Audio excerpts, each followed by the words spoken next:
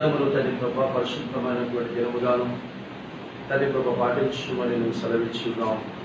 నీ కృప చేత తల్లి ప్రభ మమ్మల్ని తోడుకొని వచ్చి ఉన్నామని తల్లి ప్రభ నాడు మోషే గారు ఆరాధన చేస్తూ ఉన్నాడు. తల్లి ప్రభ ఆ విధంగా కృప చేత మమ్మల్ని తల్లి ప్రభ తోడుకొని ఈ స్థలానికి తీసుకొని వచ్చినందుకు నీకు స్తోత్రం చెల్లిస్తూ, అదే కృప చేత తల్లి ప్రభ మేము వచ్చినప్పుడు తల్లి ప్రభ మమ్మల్ని మధ్యాకాశంలోనికి కూడా తీసుకుని వెళ్తామని ఆ నమ్మక విశ్వాసం వారు ఎట్టి పరిస్థితుల్లో కూడా వమ్ము కాకున్నట్టు జీవితం చేయమని యేసుక్రీస్తు నామములో తల్లి అతి వినయముగా బ్రతకాడుకొచ్చున్నాము స్వామి.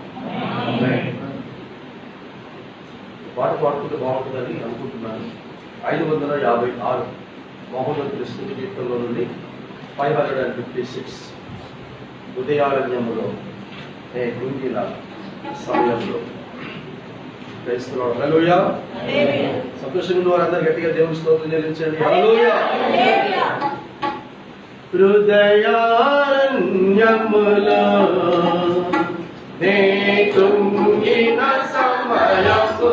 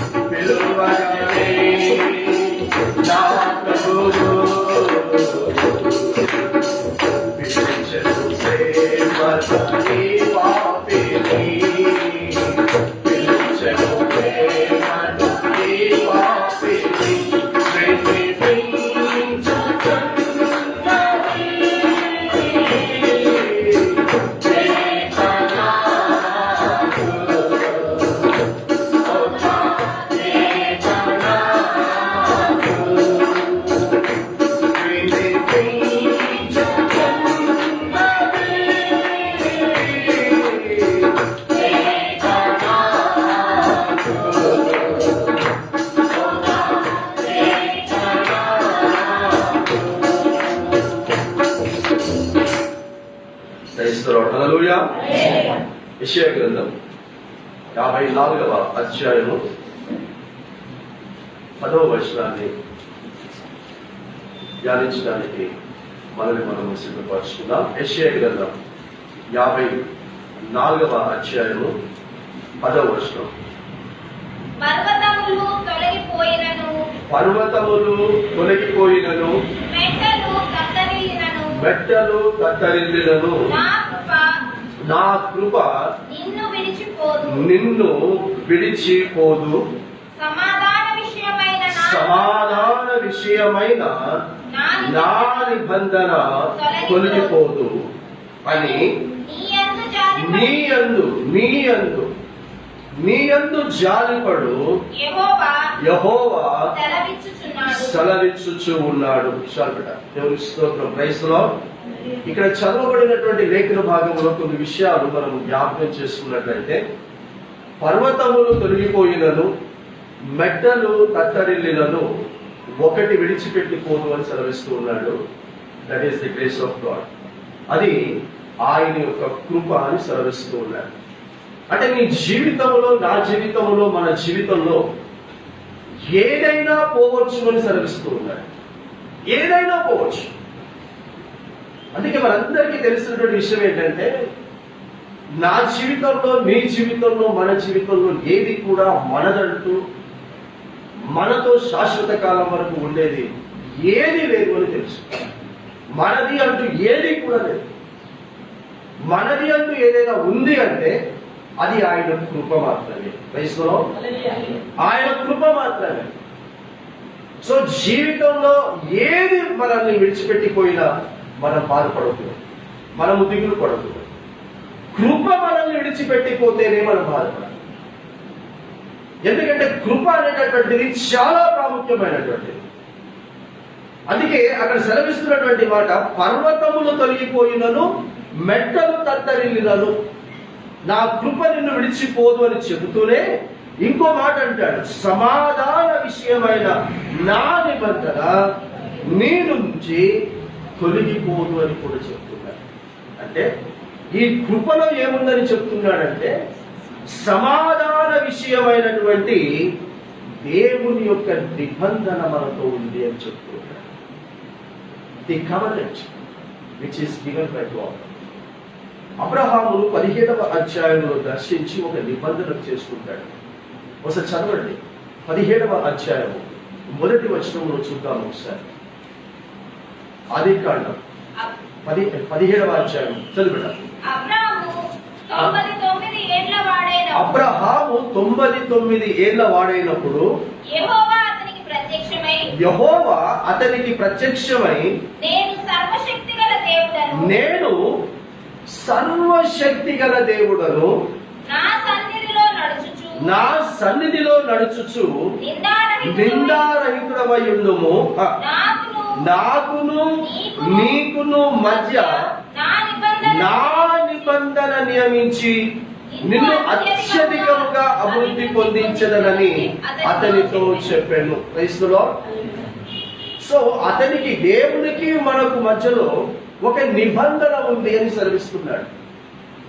ఆ నిబంధన సమాధాన విషయమైనటువంటి నిబంధన. అంటే నీ జీవితంలో నా జీవితంలో ఏమిస్తానని సెలవిస్తున్నాడంటే సమాధానమే ఇస్తాను, కానీ అసమాధానం నీ జీవితంలో ఉంచను. నీవు నేను ఎప్పుడు అసమాధానముగా ఉంటాము అనంటే నాది అని నువ్వు అనుకొని ఆ నాది అని నువ్వు అనుకున్నది నీ జీవితంలో నుంచి వెళ్ళిపోయినప్పుడు నువ్వు సమాధానంగా ఉండలేవు. వయసులో కాబట్టి నీవైనా నేనైనా ఎవరమైనా ఈ లోకంలో సమాధానంగా ఉండాలి అని అంటే ఒకటే చెప్తున్నాడు, సమాధాన విషయమైనటువంటి నా నిబంధన అంటున్నాడు. ఆ నిబంధన గురించి ఇక్కడ అబ్రహాముతో చెప్తూ ఉన్నాడు, నా సన్నిధిలో నడుచుచు నిందారహితుడవై ఉండుము. క్రైస్తవులో దేవుని యొక్క కృప ఏం చేస్తుంది అనంటే దేవుని యొక్క సన్నిధిలోనే మనల్ని నడిపిస్తుంది. దేవుని యొక్క సన్నిధిలో నీవు లేవు అనంటే కృప నీ నుంచి తొలగిపోయింది, కృప నీ జీవితంలో నుంచి వెళ్ళిపోతుంది అన్న. సో అందుకే నిర్గమాకాండము 15వ అధ్యాయము 13వ వచనంలో స్తుతి ఆరాధన చేస్తూ మోషే గారు ఒక మాట అంటాడు. నిర్గమాకాండం 15వ అధ్యాయము 13వ వచనం, నీవు విమోచించిన ఈ ప్రజలను నీ కృప చేత తోడుకొని పోయావయ్యా. క్రైస్తవుడు హల్లెలూయా. ఏం చేశాడని చెప్తున్నాడంటే నీవే తోడుకొని పోయావయ్యా, కృప చేత నువ్వు తోడుకొని పోయావు అని చెప్తూనే ఇంకో మాట అంటాడు, నీ బలము చేత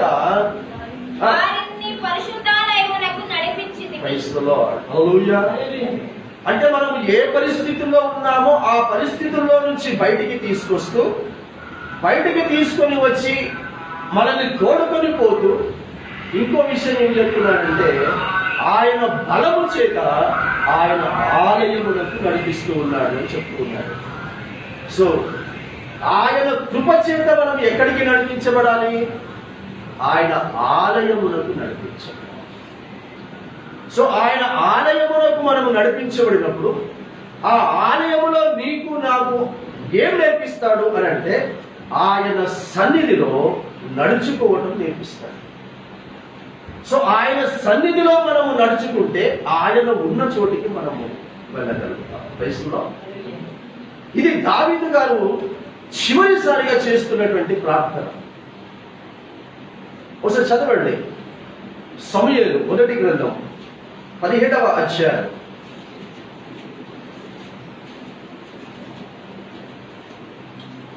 సమూయేలు మొదటి గ్రంథం 17వ అధ్యాయము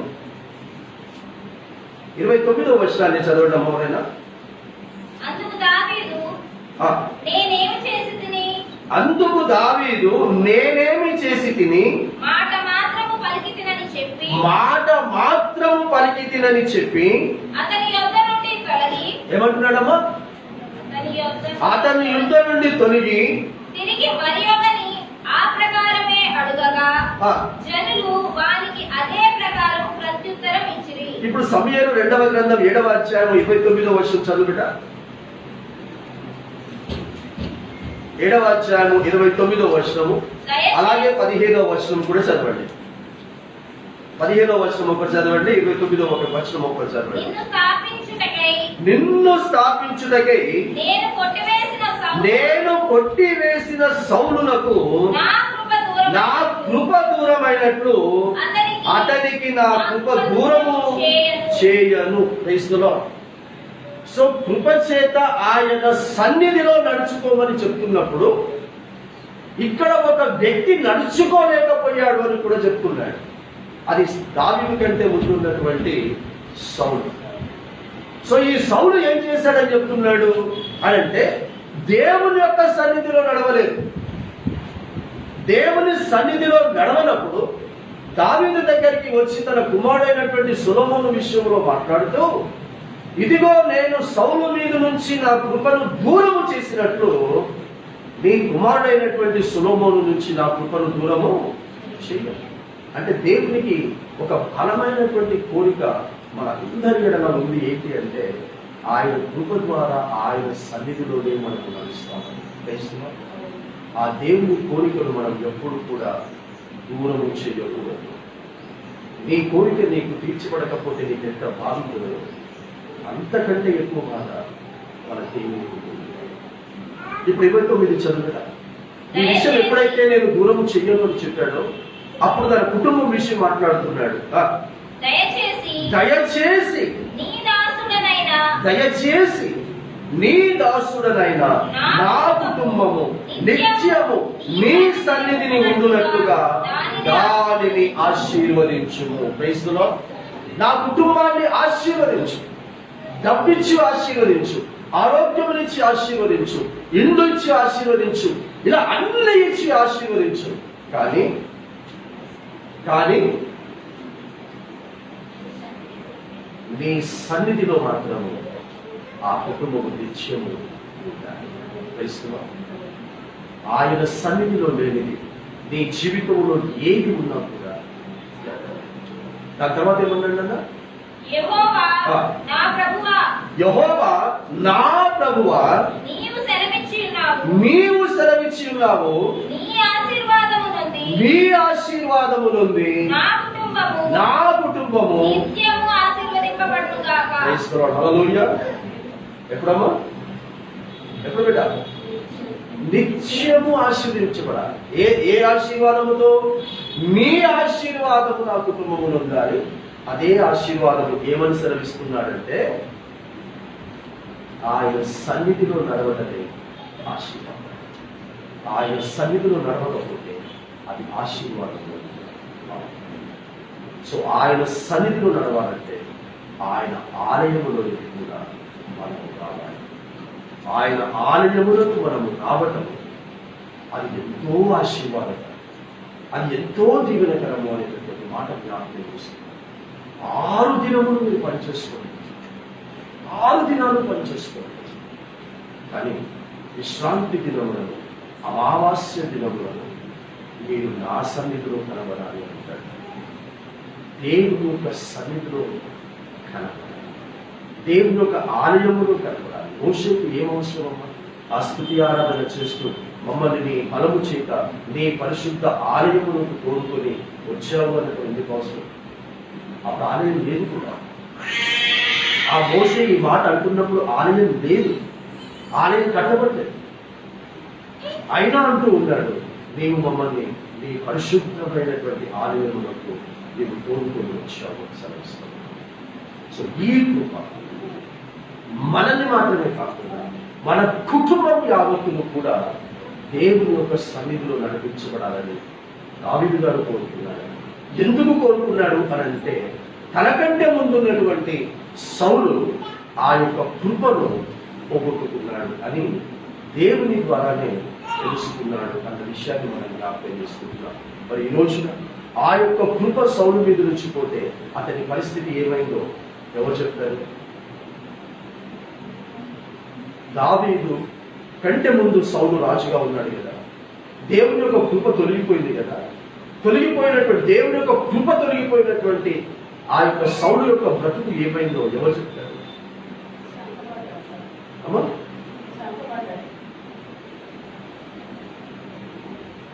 అమ్మగారు ఏం చెప్తున్నారు?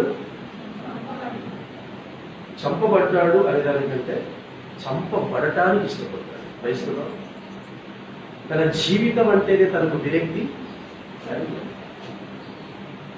సో దేవుని యొక్క కృప నీ జీవితంలో నుంచి వెళ్ళిపోతే నీ జీవితంలో నీకు విరక్తి కలుగుతుంది. ఎందుకు బ్రతుకుతున్నారా అని నీకు అనిపించింది అని అంటే దేవుని యొక్క కృప నీ జీవితంలో వచ్చి సౌలు నుంచి దూరమైనట్టుగా దూరమైనది. కాబట్టి క్రైస్తవ విశ్వాసులకు ఉండాల్సినటువంటి నిరీక్షణ ఏంటి అంటే నేను బ్రతకాలి, 10 మందిని బ్రతికించాలి. క్రైస్తవ నేను రక్షించబడాలి, 10 మందిని రక్షించాలి. నేను ఆయన సన్నిధిలో నడవాలి, 10 మందిని ఆయన సన్నిధిలోకి నడిపించాలి. ఇందుకే దేవుడు నిన్ను రక్షించుకున్నాడు. మిగతా దేని కొరకు కూడా కాదు అనేటటువంటి విషయాన్ని సౌలు పౌలుగా మార్చబడిన విషయాన్ని కొత్త నిబంధనలో సౌలు పౌలుగా మార్చబడిన తర్వాత తన అన్న మాటను నేను జ్ఞాపకం చేస్తాను. కొరింథీ సంఘానికి రాసినటువంటి పత్రిక 12వ అధ్యాయంలో పౌలు పలికినటువంటి కొన్ని మాటలను ఈ సమయంలో ఆ కృప కలిగినటువంటి వ్యక్తి ఏం చేస్తాడో ఈ సమయంలో నేను జ్ఞాపకం చేస్తాను. 12వ అధ్యాయం 2వ పత్రిక 12వ అధ్యాయం 7వ వచనాన్ని చదువుతాం. నాకు కలిగిన ప్రత్యక్షతలు బహు విశేషముగా ఉన్నందున నేను అత్యధికముగా హెచ్చిపోకుండా నిమిత్తము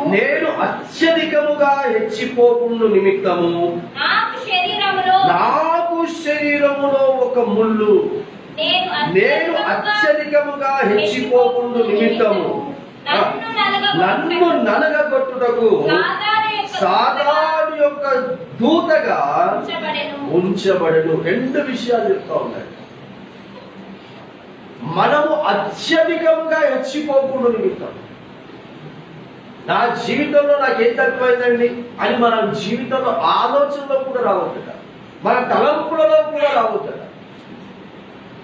నీ జీవితంలో అత్యధికంగా హెచ్చిపోకుండా నిమిత్తము 2 విషయాలు చెప్తున్నాడు. ఒకటి,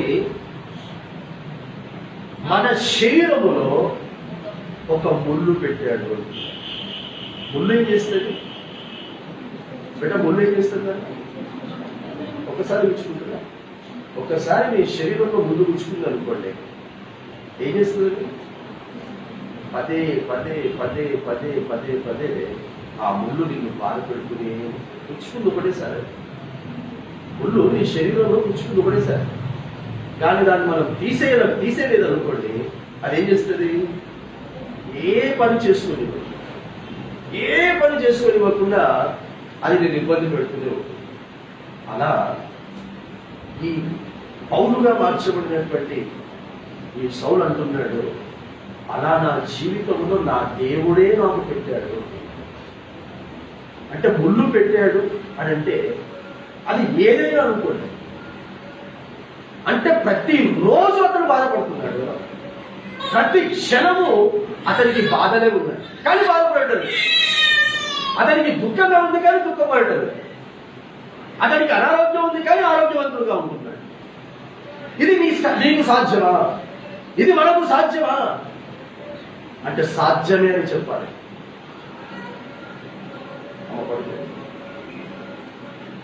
సాధ్యమే. నీకు అసాధ్యమైనది ఏది కూడా దేవుడు నీ జీవితంలో ఇవ్వడు. నీకు సాధ్యమైనదే దేవుడు చేస్తాడు. ఇదే పత్రికల్లోనే చెప్తాడు. 13వ అధ్యాయం చదవడం మొదలైన 10వ అధ్యాయం 13వ వచనం, 10వ అధ్యాయం 13వ వచనం. కొరింథీ సంఘానికి రాసిన మొదటి పత్రిక 10వ అధ్యాయం 13వ వచనం. సాధారణముగా మనుషులకు కలుగు శోధన తప్ప ఏది మీకు సంభవింపలేదు. సాధారణం, స్పైట్ న్యాచురల్. నీకు బాధ కలిగిందంటే స్పైట్ న్యాచురల్, ఏదో పడిపోయింది కాదది. నీకు ఎంత రావాలో అంతే. నీ మనస్సుకు ఎంత బాధ కలగాలో, నీ శరీరానికి ఎంత బాధ కలగాలో అంతే దేవుడు కలగజేస్తున్నాడు. దానికే మనం జరగకూడదు ఏదో జరిగిపోయింది అన్నట్టుగా బాధపడతాం, దిగులు పడతాం. బాధపడకూడదు, దిగులు పడకూడదు. ఆయన సన్నిధిలోనే మనము నిత్యము మన కన్నీళ్లు కారుస్తూ ఉండాలి. ఆయన సన్నిధిలోనే మనం మొరపెడుతూ ఉండాలి. మనుషుల దగ్గర కాదు మనము కన్నీళ్లు కారవాల్సింది. నిన్ను సృష్టించినటువంటి సృష్టికర్త దగ్గర మన కన్నీళ్లు కావాలి. దాని అదే చెప్తున్నాం, మన పౌలు అదే చెప్తుంటాడు. వచ్చే బిడ్డ 7వ వచనంలోకి వచ్చి 12వ అధ్యాయం 7వ వచనంలోకి వస్తే, నేను అత్యధికముగా హెచ్చిపోకుండా నిమిత్తము నాకు శరీరంలో ఒక ముళ్ళు. రెండవది, నేను అత్యధికముగా హెచ్చిపోకుండా నిమిత్తము నన్ను నలుగొట్టుటకు సాతాను యొక్క దూతగా ఉంచబడెను. రెండవది ఏం చెప్తున్నా అంటే, సాతాను యొక్క దూత కూడా ఏం చేసిందంట? పౌలుకు ఉంచబడిందంట. నమ్ముతారా? అది ఏంటో మనకి తెలియదు. కానీ సాతాను యొక్క దూత ఏం చేసింది? పౌలుతోనే ఉన్నాడు. ఎందుకున్నాడు? అతన్ని నలగొట్టాడు, అతన్ని బాధ పెట్టి, దిగులు పెట్టి, ఆందోళన చెందింపచేసి దేవుని యొక్క పరిచర్య జరగనివ్వకుండా చేయాలి అనేటటువంటి ఉద్దేశంతో చేశాడు. అయినా సరే నా దేవుడే ఇది పెట్టాడు కనుక, నా దేవుడే నాకు ఇది పెట్టాడు కనుక వాటిని భరిస్తాను అని తీర్మానం తీసుకున్నాడు. ఆ ముళ్ళును భరించడానికి సిద్ధపడ్డాడు. సాతాను యొక్క దూతను కూడా తను ఎలాంటి పరిస్థితులు తీసుకొచ్చినా కూడా వాటిని అనుభవించడానికి సిద్ధపడ్డాడు. అలా మనము అనుభవించడానికి సిద్ధపడితేనే మనము ఆలయానికి రావాలి, లేకపోతే ఈ ఆలయానికి రానవసరం. ఆలయానికి వస్తే ఇదే నీకు నేర్పిస్తుంది. ఆదివారం ఆలయానికి వెళ్ళాలన్న క్రైస్తవుడు విలువలు. మనము ఆచార రీతిగా క్రైస్తవులు కాదు, మనం ఆచార రీతిగా క్రైస్తవులు కాదు, రహస్య రాకలకు సిద్ధపడే క్రైస్తవ విశ్వాసం. పోయాయి అదిగా ఈరోజు ఆదివారం అండి చర్చికి పోకపోతే బాగుండదండి అని రావద్దు. ఈరోజు ఆదివారం అయితే నేను చర్చికి వెళ్ళాలి, నా లోపాలు తెలుసుకోవాలి, తెలుసుకున్న లోపాలను విడిచిపెట్టాలి. నంబర్ 2, ఎలాంటి పరిస్థితుల్లో కూడా నా దేవుని యొక్క తోడును, దేవుని యొక్క కృపను నా నుంచి దూరము ఎలా చేసుకోకూడదో నేర్చుకుంటానని ఆజ్ఞాన్ని. నేను ఈట మునిగానండి, నేను లేచానండి, నేను రక్షించబడ్డానండి, కాబట్టి ఇప్పుడు ఏసు వస్తే నేను వెళ్ళిపోతానండి. It is not so easy to enter into return. పరలోక రాజ్యంలో ప్రవేశించడము అంత సులువైన కాదు. నేనేం మిమ్మల్ని భయపెట్టను, నేనేం మిమ్మల్ని భయపెట్టను.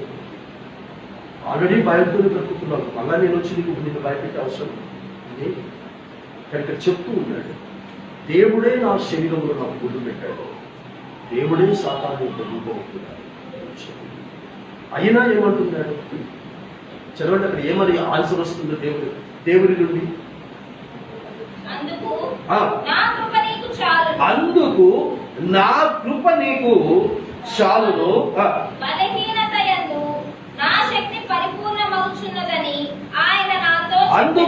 కృప నీకు చాలును, బలహీనత యందు నా శక్తి పరిపూర్ణమగుచున్నదని ఆయన నాతో చెప్పాడండి. God has spoken to me. దేవుడు నాతో మాట్లాడి నాకు ఒక విషయం చెప్పాడు, నా శక్తి నీలో పరిపూర్ణమగుచున్నది. ఎప్పుడు?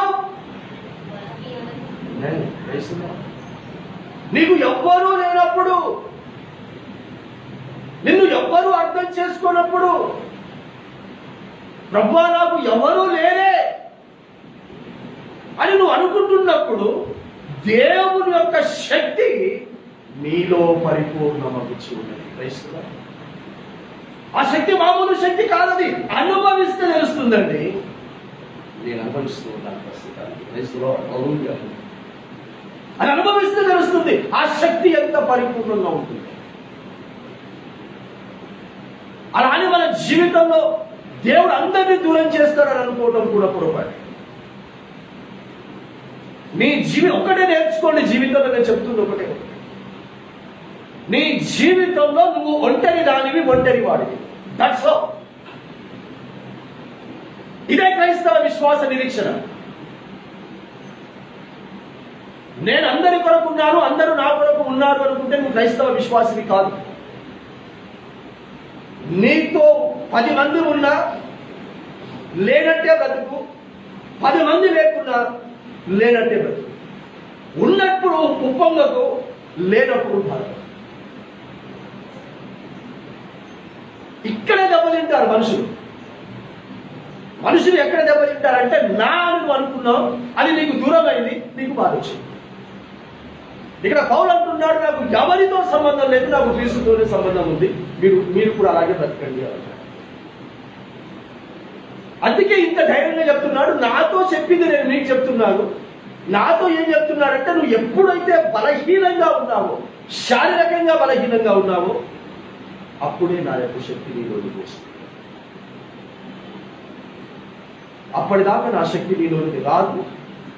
ఒకవేళ వచ్చినా అది నిన్ను పరిపూర్ణంగా చేయదు. సో మనం అందరం కూడా ఎలాంటి పరిస్థితుల్లో కూడా ముందుకే సాగిపోవాలి, కానీ మన జీవితాన్ని ఆపదు అనేటటువంటి విషయాన్ని చెప్తూ ఇంకో విషయం అంటాడు. దాని విషయమై అందుకు నా కృప నీకు చాలును, బలహీనత యందు నా శక్తి పరిపూర్ణమగుచున్నదని ఆయన నాతో చెప్పాను. కాగా క్రీస్తు శక్తి నా మీద నిలిచియుండు నిమిత్తము, లేదా నన్ను కప్పుకొను నిమిత్తము, విశేషముగా నా బలహీనతల యందే బహుగా అతిశయపడుదును. Who can do this? ఎవరు చేస్తారు? బలహీనత యందే, whatever the situation it may B.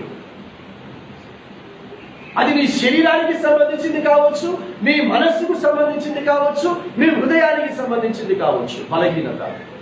కానీ ఆ సమయంలోనే ఇక్కడ పౌలు సెలవిస్తున్న విధముగా నేను బహుగా సంతోషించుచు ఉన్నానండి, నేను చాలా ఆనందంగా ఉన్నానండి అని పౌలు చెప్పాడు. కనుకనే నీకు నా కిరీటము ఉంచబడినది. క్రైస్తవులు, నీ కొరకు నా కిరీటం ఉంచబడినది. ఎందుకంటే నేను సేవకుని కదా.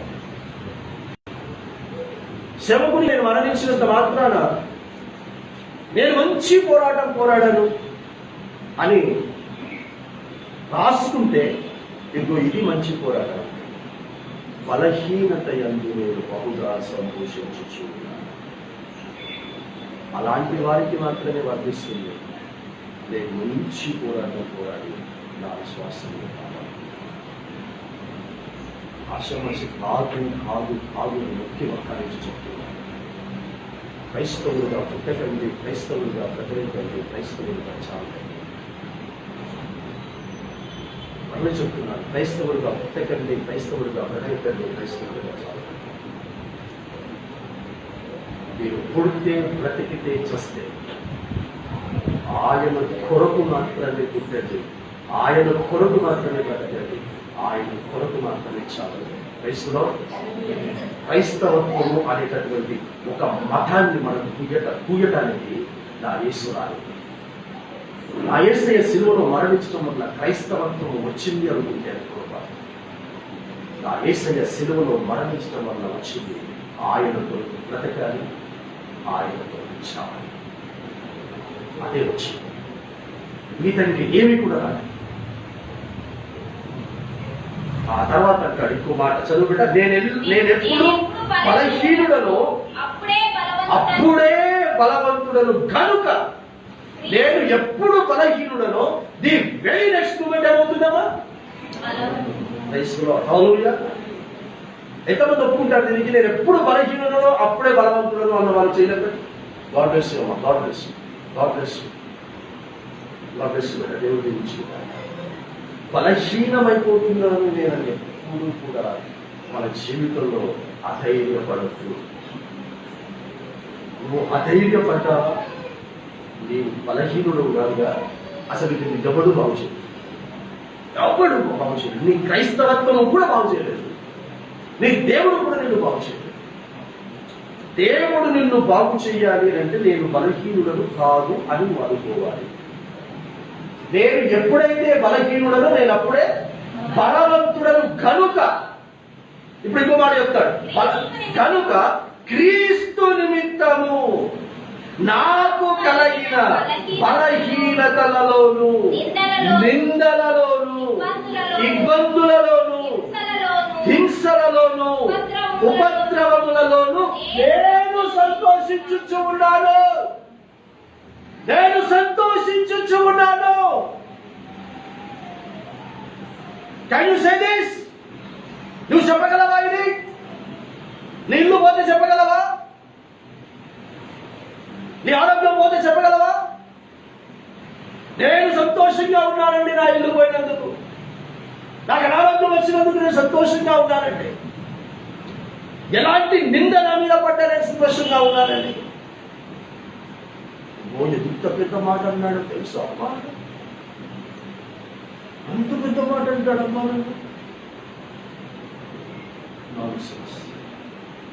అసలు నిన్ను అన్న ఆ మాట నా యేసయ్య అన్న మాటలతో పోలిస్తే ఇలా తీసేయాలి. కంచిలో నుండి ఈగని తీసేస్తుంది కదా, తీసేయాలి. అలా తీసేసిన నాడు సంతోషంగా ఉన్నామనుకో, నిన్ను మించిన వారికి ప్రపంచంలో నీ జీవితంలో ఈగ కూడా వాడని. ఎందుకంటే ఇలా పౌలు చెప్తూ ఉన్నాడు కనుక ఈగను కూడా వాడని కొట్టారు. ఎవరి వెళ్ళారు కదా, పౌలు బాగా కొట్టారు కదా. ఇది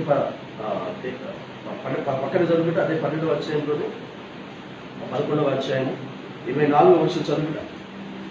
24వ వర్షం నుంచి 5 మార్లు యూదుల చేత 5 మార్లు ఒకటి తక్కువ 40 దెబ్బలు తింటిని. యేసుక్రీస్తు ఎన్నిసార్లు తిన్నాడు? యేసుక్రీస్తు ఎన్నిసార్లు తిన్నాడు? ఒకటి తక్కువ 40 దెబ్బలు. అమ్మా ఒకటేసారి కదా. ఈయన ఎన్నిసార్లు తిన్నాడు? అక్కడ కొడాలని రాయలేదు కదా. ఎన్నిసార్లు? 5 సార్లు. మీరు కొట్టేవాళ్ళు, ఎందుకు కొట్టేవాళ్ళు? 5 సార్లు, 5 టైమ్స్. యాక్చువల్లీ 40 దెబ్బలు కొట్టాలి.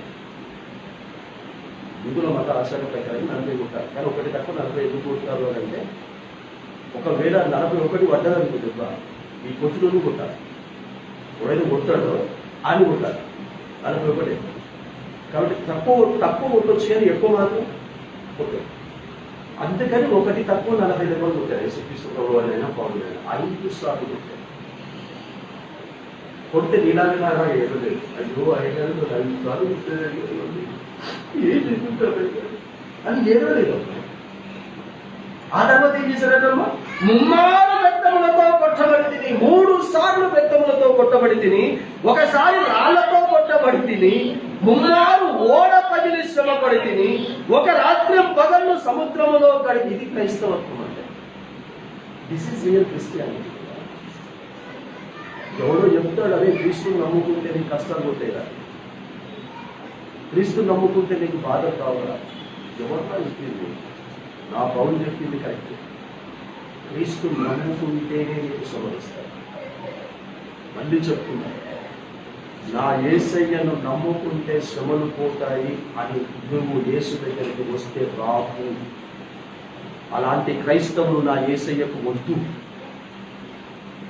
క్రీస్తు నిమిత్తము బ్రతకటానికైనా సావటానికైనా శ్రమలు పడటానికైనా రావాలి. నా యేసు చెప్పాడు, తన సిలువను ఎత్తుకో. ఎవడి సిలువ వాడికి నదిగా ఉంది. యేసు దగ్గరికి రావాలంటే, యేసు దగ్గరికి వస్తే మొట్టమొదట నీకు ఇచ్చేది నీ కొరకు సిద్ధపరిచిన సిలువను ఇస్తాడు. ఆ సిలువను మోయటానికి సిద్ధమేనా? వస్తున్నావు. ఎవడి సిలువను వాడు మోయాలి అనే విషయం చెప్తున్నాడు. ఆ తర్వాత అంటాడు, చదువునా, ఒక రాత్రింబగలు సముద్రములో గడిపి తిని, అనేక పర్యాయములు ప్రయాణములలోను, నదుల వలన ఆపదలలోను, దొంగల వలనైన ఆపదలలోను, నా సర్వ స్వజనుల వలనైన ఆపదలలోను, అన్యజనుల వలనైన ఆపదలలోను, పట్టణములో ఆపదలలోను, అరణ్యములో ఆపదలలోను, సముద్రములో ఆపదలలోను, కపట సహోదరుల వలనే ఆపదలలోను ఉండిని. ఎన్ని ఆపదలలో? వయసులో అవుతున్నారా? మీ అక్క ద్వారానే నీకు ఆపదలు, మీ ఇంటి పక్కల ద్వారానే నీకు ఆపద, మీ భార్య ద్వారానే, నీ భర్త ద్వారానే, ప్రతి ఒక్కరి ద్వారా నీకు ఆపదలు ఉంటుంది. అయినా సరే ఆయన కృప నిన్ను విడిచిపోయి వహిస్తున్నాడు. ఆ కృప నీకు చాలు అనుసరిస్తున్నాడు. నాకు చెప్పాడు, మీకు చెప్పాడు.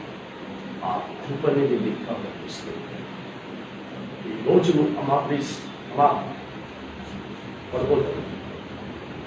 ఆ కృపనే నేను గమనిస్తుంది. ఇంత గొప్ప కృపను కలిగి ఉంది నీ జీవితంలో మీరు బెస్ట్ క్యాండిడేట్ని నేను అని ఎప్పుడూ అనుకోవాలి. తెలుసుకున్నావు? ఎప్పుడు నీకు ఆలోచన రాదు. ఎందుకంటే ఈ కృపలో ఉన్నటువంటి శక్తి చెప్తున్నాడు, నువ్వు సంతోషంగానే ఉంటావు, నువ్వు ఆనందంగానే ఉంటావు, నా శక్తి నీకు పరిపూర్ణమవుతుంది తప్ప నువ్వెప్పుడు కూడా బలహీనురాలి కావుగా చెప్తున్నాను. చివరి ఒక మాట చెప్పి నేను ముగిస్తాను. ఫిలిప్పీయులకు రాసిన పత్రిక, అపోస్తలుడైనటువంటి పౌలు ఎఫెసీ సంఘానికి రాసిన పత్రిక 2వ అధ్యాయం 5వ వచనం చదువుతాను. 5వ వచనం.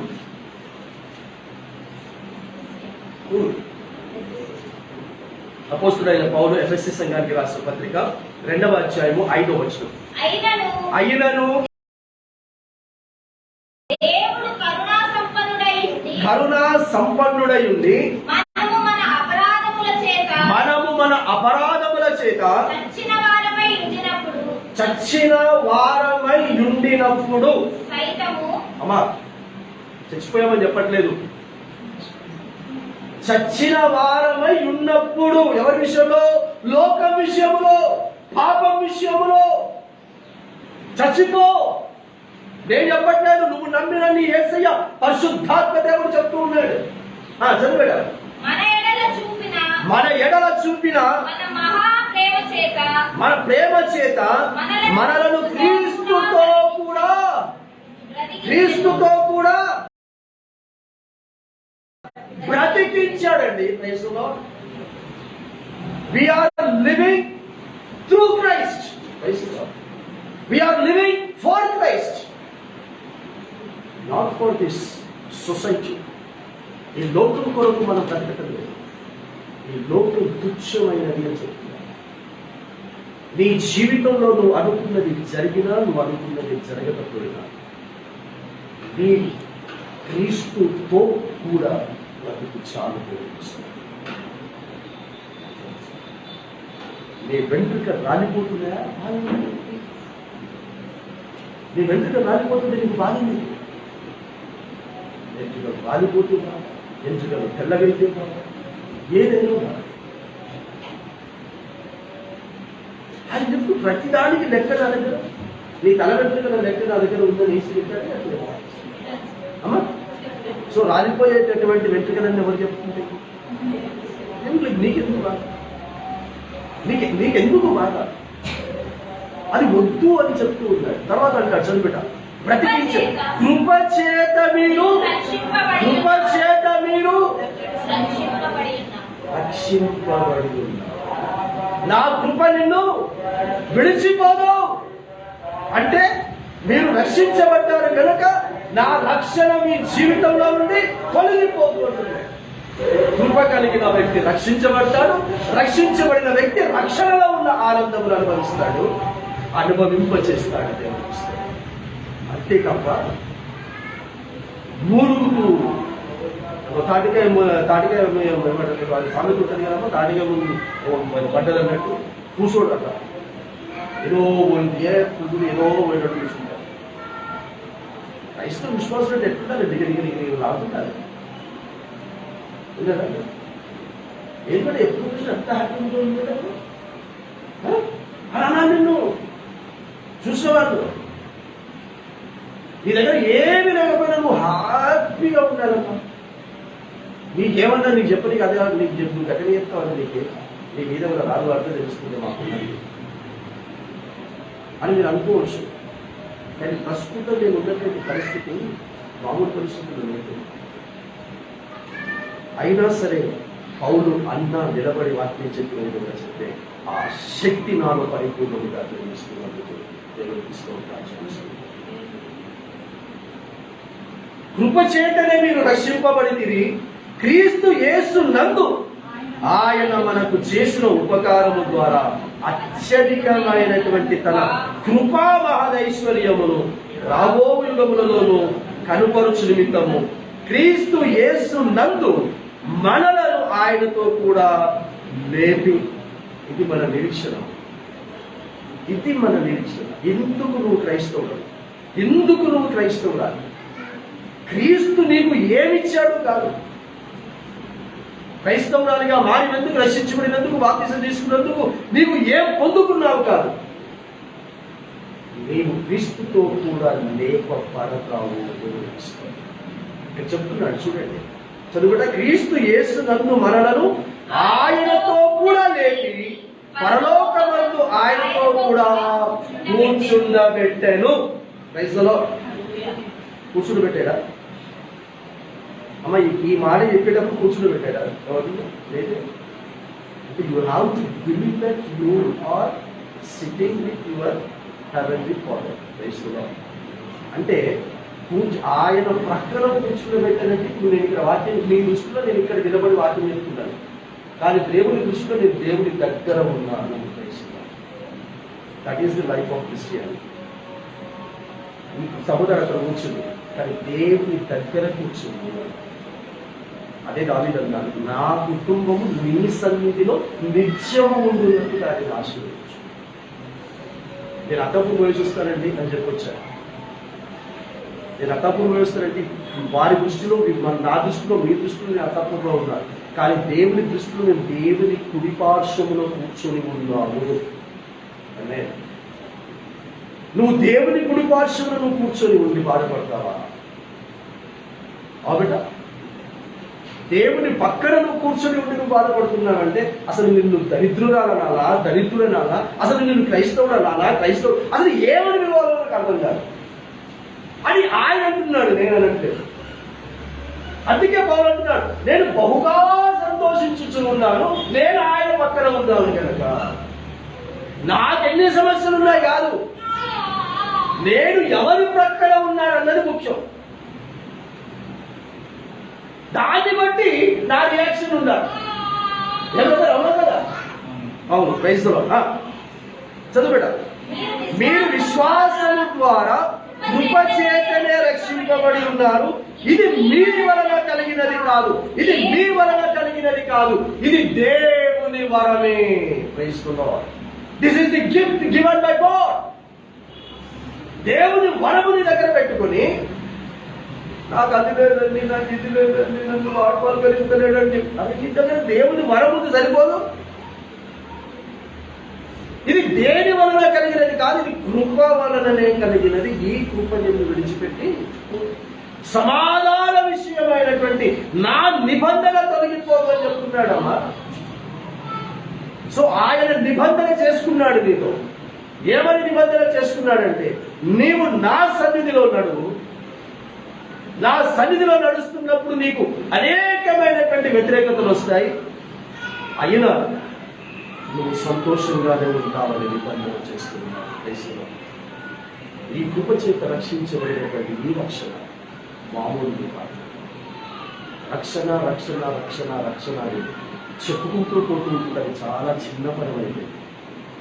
రక్షణ అంటే చాలా చాలా నీ ఊహం కూడా అందనటువంటి రక్షణ అంటే దేవుని బాప్తిస్మం పొందుకుని నేను రక్షించబడ్డాలని కాలం వదిలేసుకుంటుంది కాదు. నువ్వు రక్షించబడ్డావు చూడు, ఆ రక్షణ ద్వారా నీ జీవితంలో ఏది శాశ్వతంగా తొలగించుకున్నావంటే నీ మీద నీ కుటుంబం మీద ఉన్న శాపాన్ని తొలగించుకున్నావు. ఆ శాపము నీ దగ్గర దరిద్రాపులోని కూడా రాదు. అది ఎలాంటి శాపమైనా సరే, అది లోక సంబంధమైనదైనా సరే, ఆత్మ సంబంధం, ఏ శాపము నీకు రాకుండా ఆ శాపమును నా యేసయ్య నీ యేసయ్య సిలువలో అనుభవించారు. అనుభవించి ఆయన ఆశీర్వాదము మనల్ని అనుభవించమని సెలవిస్తున్నారు. సో నీ జీవితంలో శాపము ఉంది అనుకుంటూ నువ్వు బ్రతకొద్దు చెప్తున్నాను. మళ్ళీ చెప్తున్నాను, మళ్ళీ చెప్తున్నాను. ఇంకా నువ్వు లోకానికి భయపడుతున్నట్లయితే, దేనికైనా భయపడుతున్నట్లయితే, please don't live as a Christian. క్రైస్తవురాలిగా నేను క్రైస్తవుని అని చెప్పుకో. నువ్వు క్రైస్తవురాలిగా ఎప్పుడు చెప్పుకొని బ్రతుకుతావంటే నీ జీవితంలో ఇక్కడ నలిగిపోతున్న శరీరం నలిగిపోతున్నా క్రీస్తు కొరకే బ్రతికి ఉండే. నేను చెప్పుకోకపోయినా ఆ పేరును బట్టే దేవుడు మహిమపరచబడతాడు, దేవుడు కనపరచబడతాడు. నిన్ను ఆయన తల మీద కిరీటముగా పెట్టుకుంటాడు. క్రైస్తవ చివరి ఒక మాట చెప్పి నేను ముగిస్తాను. యేసుక్రీస్తు ప్రభువు వారు సామెతల గ్రంథం 12వ అధ్యాయం 4వ వచనంలో ఏమని సెలవిస్తూ ఉన్నారంటే, ఈ విధమైనటువంటి యోగ్యమైనటువంటి అయోగ్యమైనటువంటిది కాదు, యోగ్యమైనటువంటి క్రైస్తవ విశ్వాసులందరూ కూడా ఆయనకు కిరీటము అని చెప్పారు. క్రైస్తవ ఇక్కడ ఉంది, మీరు ఎవరమ్మా? నేను ఎవరమ్మా? ఎవరు పెట్టాను? ఎవరు పెట్టాను? ఈయనకు ఎవరు పెట్టా అమ్మా? నేను మీరెవరు ఈయనకు అని అడిగాను. ఆయన మీకు ఎవరు ఏమవుతాడు అని అడగలేను, మీరు ఆయనకి ఏమవుతారు అని అడిగారు. ఆయన అంటారండి చెప్పలేదు బెట్ట. ఎందుకు సిగ్గుపడుతున్నావు? ఎందుకు భయపడుతున్నావు? భయం లేదన్నవా? ఆయన అంటే నీకు భయం లేదా? ఇస్తున్నాడు. హల్లెలూయా. ప్లీజ్ నోటీస్ పాయింట్ రాదు. ఇంటికి ఏమన్నా చదవండి అమ్మా. ఆయనకి మీరు భార్య, ఆవిడ గారికి మీరు భార్య. అవునా కదా? ఏది ఏమైనా ఈవిడ గారు ఆయనకి ఏమవుతారు, ఆయన గారు ఈవిడ గారికి ఏమవుతారు నాకు తెలియదు. కానీ మన అందరం కలిసి ఆయనకు భార్య. ఒప్పుకుంటారా అమ్మ? ఒప్పుకుంటారా? ఎంతమంది ఒప్పుకుంటారు?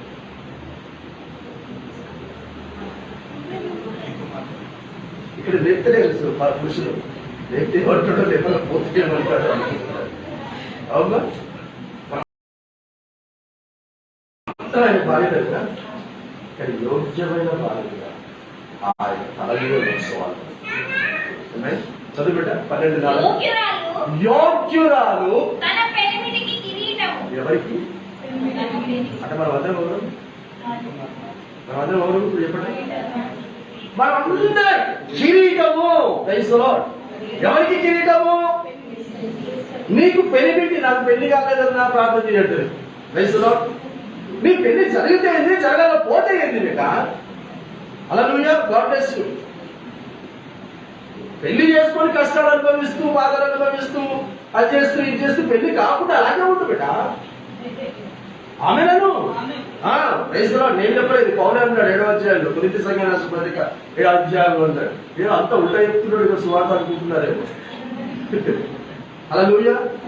అవును బిడ్డ, జీవితంలో అదే చెప్పారు. నీ జీవితంలో ఏది జరిగినా సంతోషంగా, ఏది జరిగినా నేనైతే ఒకటి ఆలోచన చేస్తున్నాను, నేను నా యేసయ్యకు కిరీటంగా క్రైస్తవులో యోగ్యమైన కిరీటముగా యేసుక్రీస్తు ప్రభువు వారి ఉపమానం చెప్తూ ఒక వ్యక్తి చేతిలో విత్తనాలు పట్టుకుని చల్లడానికి వెళ్ళాడు అని చెప్తూ కొన్ని మంచి నేలలో పడ్డాయి అని ఉన్నాడు. ఆ మంచి నేల గురించి ఏమని రాయబడి ఉంది? లూకా సువార్త 8వ అధ్యాయం 15వ వచనంలో. తీయకుడు చదువుట, తీయకుడు చదువు. లూకా సువార్త 8వ అధ్యాయం 15వ వచనం. ఎవరు చదువుతారు తీయకుండా? అమ్మ తీయకుండా ఎవరు చదువుతారు? లూకా సువార్త 8వ అధ్యాయం 15వ వచనం. మంచి నేలలో విత్తబడినటువంటి విత్తనము గురించి ఏమన్నాడు? మంచి నేలలో ఉండు అన్నాడు. ఉందా? ఈరోజు విత్తనమే వాక్యము. ఈరోజు ఈ వాక్యం నీ జీవితంలో చచ్చేంత వరకు ఉంటాడు. క్రైస్తవులు, నీకు ఇష్టమైనప్పుడు వాక్యాన్ని ఉంచుకుని తీసేసుకుంటాను. చదువు ఎప్పుడు చదువుతాను. మంచి నేలలో ఉండు. విత్తనము వారెవరనగా యోగ్యమైన మంచి మనస్సుతో వాక్యమును వినాలి, దీనిని ప్రాక్టీస్ చేయాలి, ఓపికతో ఫలించాలి. Praise the Lord. హల్లెలూయా. సో ఓపికతో ఫలిస్తూ యేసుక్రీస్తు ప్రభువారు ఇప్పుడు చెప్పాడు ఓరు ఆయనకి ఇప్పుడు చెప్పు ఓరు. నువ్వు రోజు బిడ్డ కిరీటం ఉంది. ఎవరికి కిరీటం ఉంది? యేసు క్రీస్తు ధరించుకునే కిరీటమే నువ్వు అయినప్పుడు నీ దగ్గర ఏం తక్కువ ఉంది? నీ దగ్గర ఏం తక్కువ ఉంది? బ్రదర్, నీ దగ్గర ఏం తక్కువ ఉంది? యేసు క్రీస్తు మనలను పెట్టుకునే కిరీటమతనము. యేసు క్రీస్తు ధరించుకునే కిరీటమే నేనైనప్పుడు నా దగ్గర నేను బలహీనులనైతే నాకేంటి? నా దగ్గర డబ్బు ఉన్నట్ట లేనట్ట? అమ్మా, నీ దగ్గర డబ్బు కాదు కదా, నువ్వు భూప్రపంచంలోనే మహదైశ్వర్యం కలిగిన దానం. ఎందుకంటే యేసు ధరించుకునే కిరీటం అమ్మ నువ్వు. You are the crown. Yesu Kristu నిన్ను ధరించుకునేటటువంటి కిరీటమే నువ్వు అయినప్పుడు నువ్వు బాధపడవద్దు, ఆందోళన. అలాంటి యోగ్యమైనటువంటి భార్యలుగా సిద్ధపడతా. అందుకే నేను పదే పదే చెప్తున్నాను, మీరు క్రైస్తవులుగా పిలువడానికి ఇష్టపడకండి. అందుకే చెప్తాను. ఎందుకంటే ఈ క్రిస్టియానిటీ అని చెప్పుకుంటూ ఏదో పోగొట్టుకుంటున్నావు. ఆ ఏదో పోగొట్టుకునేది దేవునికి భార్యగా ఉండేటటువంటి ఆధిక్యతను పోగొట్టుకుంటున్నావు. ఈ పౌలు పోగొట్టుకోలేదు. నాకు అదే కాదు, నేను ఆయనకు కిరీటంగా ఉండాలి, ఆయన నాకు కిరీటంగా ఉండాలి. సో భార్యాభర్తలు పక్క ప్రక్కన కూర్చుంటే ఎలా కూర్చోవాలి? కిరీటాలు పెట్టుకొని కూర్చోవాలి. కిరీటాలు పెట్టుకోకుండా కూర్చోవడానికి వీలు లేదు అనేటటువంటి విషయము జ్ఞాపకం చేసుకో. ఈ రోజున ఇది సాధించుకోవడానికి పర్వతములు నా జీవితంలో తొలగిపోయాను, మెట్టలు నా జీవితంలో తొలగిపోయినను ఆయన కృపను విడిచిపెట్టి పోదు. దీనితో పాటు సమాధాన విషయమైనటువంటి ఆయన నిబంధన తొలగిపోతుంది. కొద్ది మాటలు శాసించారు. పరిశుద్ధుడైన దేవా, నీ కృప చేత మమ్మల్ని తోడుకొని పోటీ ఆయన ఇష్టం. నీ బలము చేత నన్ను పరిశుద్ధ ఆలయములకు నడిపించావు తండ్రి. ఈ 3వ ఆదివారం నన్ను ఆలయములకు మీరు తీసుకుని వచ్చింది. మీకు హృదయపూర్వకమైనటువంటి కృతజ్ఞతాస్తుతులు ఆలోచిస్తున్నారు. ఈ ఆలయానికి మీ కృప చేత ఆయన నన్ను తోడుకొని మీ బలమైనటువంటి వాక్యమును నాకు అందించినందుకు తెలుసుకోవచ్చు. ఇక్కడి దాకా తీసుకొచ్చినది, ఇక్కడి నుంచి మధ్యాకాశములకు కూడా తోడుకొని ఉంటామని పూర్తిగా నమ్ముతున్నాను, విశ్వసిస్తూ ఉన్నాను. ఇది నా జీవితంలో నాకును నా కుటుంబాన్ని సంఘానికి సంఘములో నమ్మకముగా కొనసాగబడుతున్న బిడ్డలందరికీ మీరు కలవచ్చు. ఆయన భిన్న వాక్య పద్ధతి ప్రకారంగా బ్రతకటం కష్టమే తగ్గదు, కానీ కృప మమ్మల్ని బ్రతికిస్తుంది. ఆయన తెలుసుకోవాలి. నీ కృప చేత మమ్మల్ని రక్షించుకున్నటువంటి ఈ రక్షణలో ఉన్న ఆనందం పరిపూర్ణంగా అనుభవిస్తూ సాగాలతో నాకు అందరికీ కావచ్చు. యేసుక్రీస్తు నామమున తండ్రిని అతి వినయముగా బ్రతుకున్నారు. వీరి గురించి నాము స్వామి. అందరికీ వందనాలు. ప్రార్థిస్తున్నాను.